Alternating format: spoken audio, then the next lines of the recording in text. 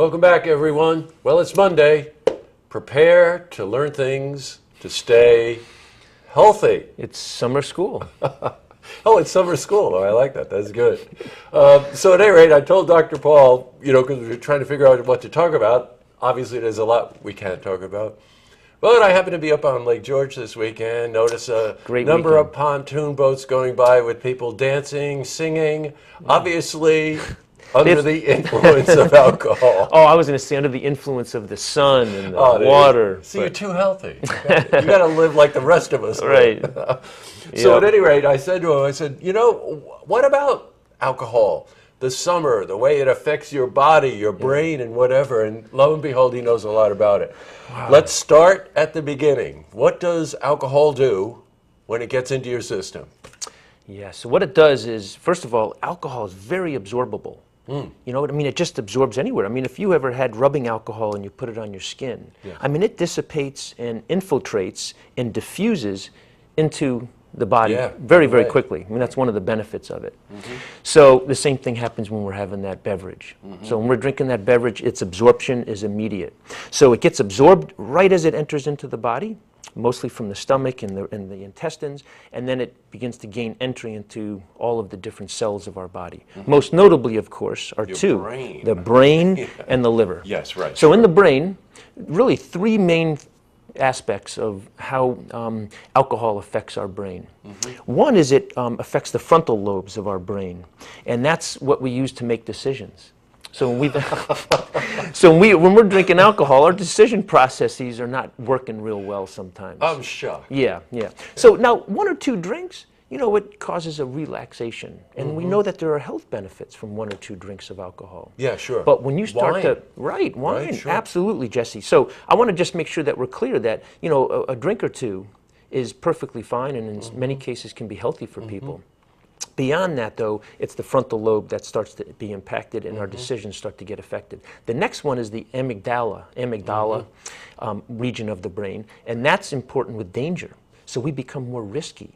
Oh, yeah. Right? We might say things, we might, attempt to feel like we can do things that are beyond our normal scope of what we are able to do. And then the final area that it affects is the hippocampus, and that's our memories. So people who have drank excessively, they have blackouts. And sometimes it's not a blackout where they're laying on the ground not moving. Sometimes they can black out with that hippocampus of not remembering things in just, walking around. And boy, I mean, you hit the top three things, right? Oh boy, decisions, danger, yes, exactly right, and memories. Yes. So that's the brain, right? And it's all because the alcohol impacts the neurons inside the brain, and those cells then just don't work as well. The other aspect that I mentioned is the liver. Yes, the liver I refer to as mother hen. Because what the liver does is the liver has to triage when we've started to imbibe too far. So we've had more drinks than what we can handle. The liver actually says, hey, I can't deal with you right now, these other things. Meaning food. Let's say, for example, it's a bowl of French fries or something. Right. If you're eating that as you're drinking excessively, the liver, which has to detoxify everything that comes into the body, the liver says, you know what, you French fries, go over here right now. I have to deal with the alcohol. And what ends up happening is the liver then ends up, unfortunately, storing that fat inside of it. And that's where we develop things like cirrhosis or fatty liver. Sure. So those are the dangers. I got it. And then, of course, if the liver's not able to absorb or deal with food, it's storing it over on the side. That's unhealthy. Very. And then of course double whammy. It's a double whammy. So you mentioned about the alcohol. So let's just back up real basic. Alcohol contains 7 calories per gram. Now, in comparison, a gram of carbohydrate or protein has 4 grams. A gram of fat has 9. Alcohol is in between. It has 7. So think about that. When you're drinking a beer, it contains what? Alcohol and carbohydrate. So those two things alone, and we know the effects that carbohydrates in excess have on the body.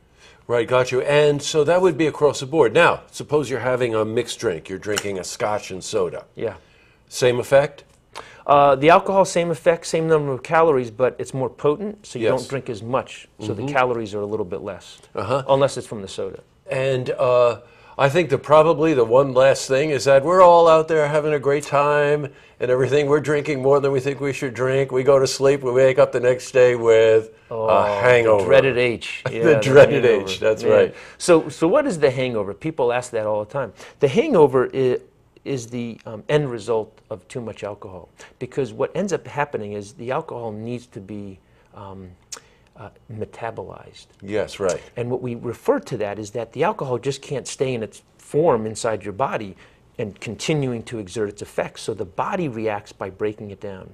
And the breakdown of the alcohol results in some substances that create that nauseous feeling, Yes, right. that headache. Right. And so the enzymes that we use to metabolize and break down the alcohol in the liver end up producing some waste products that result in that hangover feeling.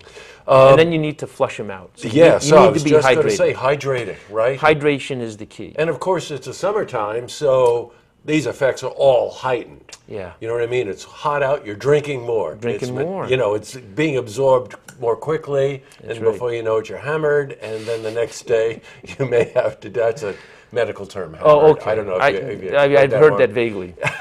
And, but the next day, drink a lot of liquids, and not just water. Get Not some just water. electrolytes into your system. Absolutely. Don't overdo it. Pace yourself, but keep Yeah. hydrating your body. Keep hydrating. You know, the bottom line here is this, Jesse. It's perfectly okay if you're of age to indulge Right, in sure. some alcohol and to enjoy it, because it can. It can be very relaxing, and this is the time of year where we want to really let loose and relax. There's just that fine line Yes. between the number of drinks that provide a health benefit and some relaxation to those that are really potentially causing harm or putting us in the face of harm in terms of our decisions, the danger, Yes, and risk, our right, memories. And the Yeah. memories, got it. Well, Paul, thank you very much. Moral to the story is indulge. It's that time, but do it in moderation. Do it in moderation. Let's just face it, moderation is really the key here. And if you don't, then make sure you hydrate yourself Absolutely. so that you can flush your system. And get rid of all those waste products from the Well, alcohol. that's a charming thought. All right, well, I'm looking forward to having a glass of wine with you. Yeah, so we'll see no. what happens, okay? As long as it's one or two. Well, good. Thank you, Doctor. To see this interview again, head to our website, looktvonline.com.